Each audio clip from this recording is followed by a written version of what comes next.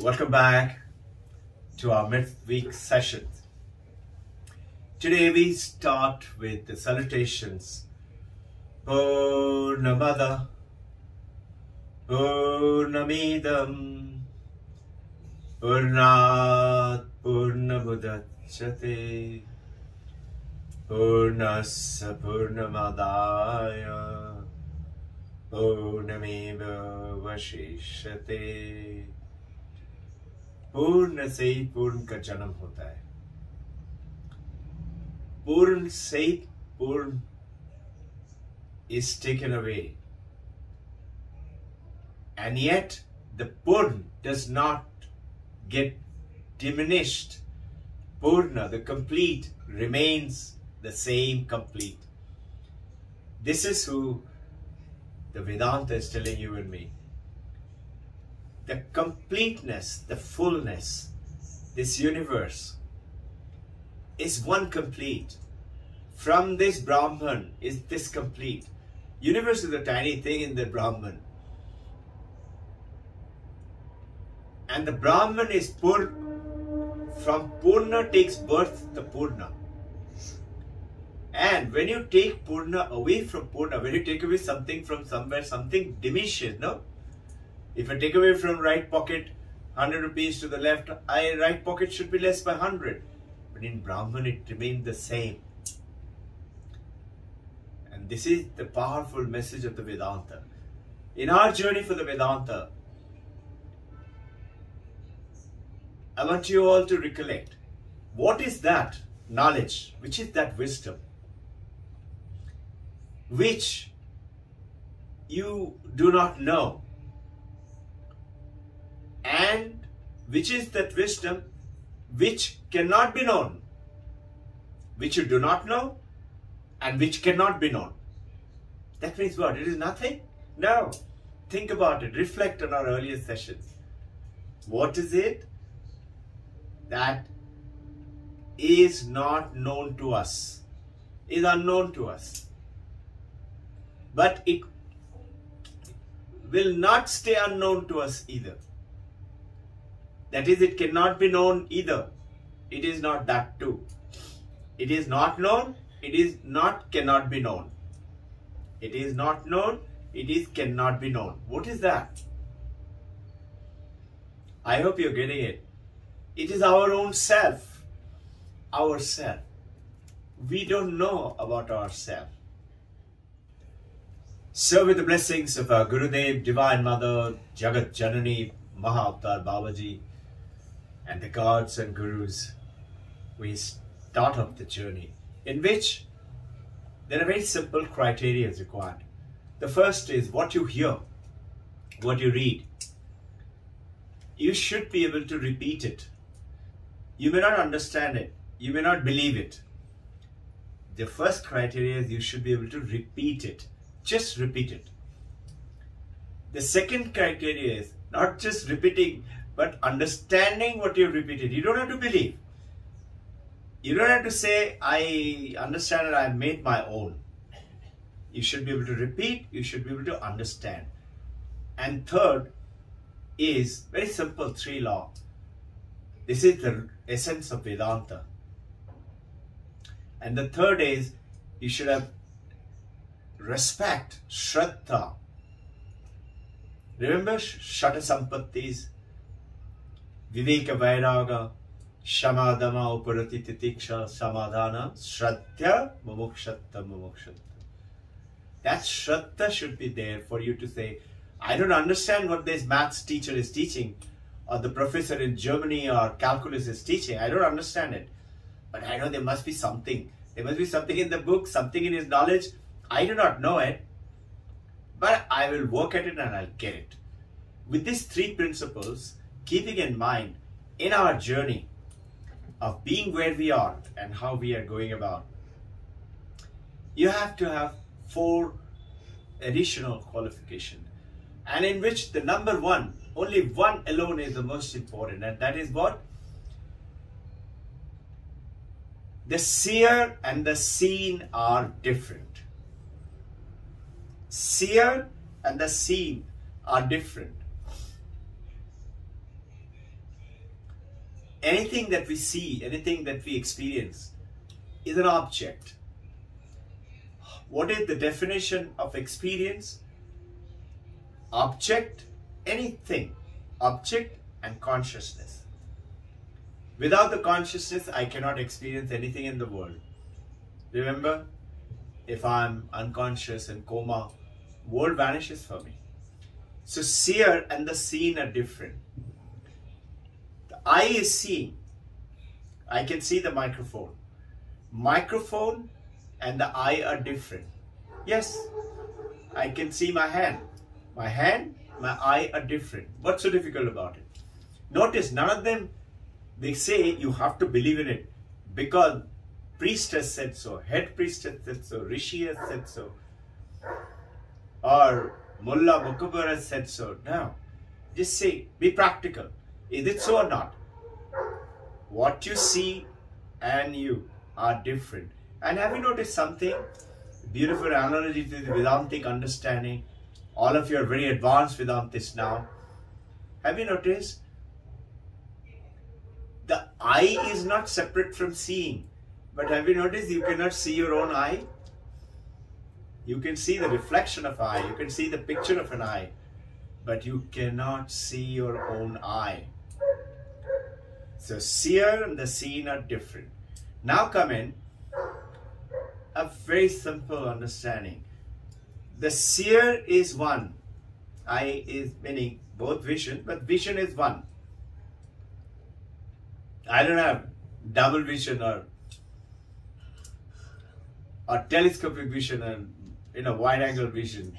Whatever vision I have is one. And what I see are many. Rule 1. What I see are many. All these doors, windows, books, pictures, televisions, people, dogs, mountains, oceans are different. Second, the drashta, the seer, continues to be more or less constant. But drishya, the seen, continues to change. Very soon some people will come into this room, will go away from this room. People will come into your life, will go away from your life. Are different. And the drashta continues to remain constant, whereas the drishya continues to keep changing and are many. This remains one, those are many. So which of those three basic difference? Seer and seen are different. Eye and what we see are different. Anybody knows that the watch and me, eye, they're not the same. Hand and me, not the same. The scene keeps changing. The seer continues to remain more or less constant. And there are many, whereas this is as one. Vision is one, seen are many. Now get on to the higher level. The eye also, I start to realize my eyes are closing. I'm feeling sleepy. I need glass. I can't read very clearly. My eyes are watering. Who are these feelings are getting? Who's feeling that?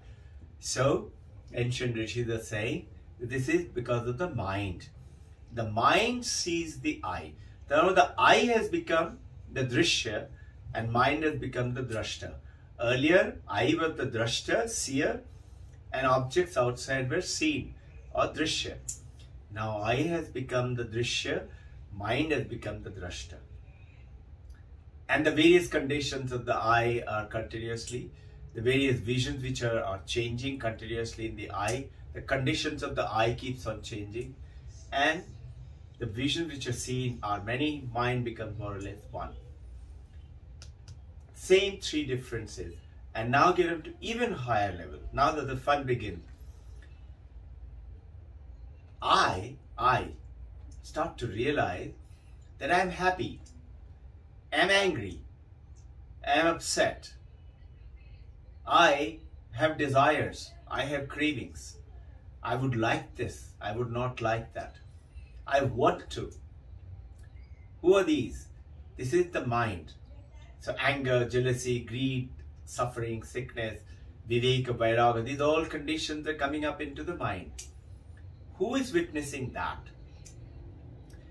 This is that calls the ultimate Sakshi, the Drashta, is our consciousness, is our Chetana, which is observing the mind.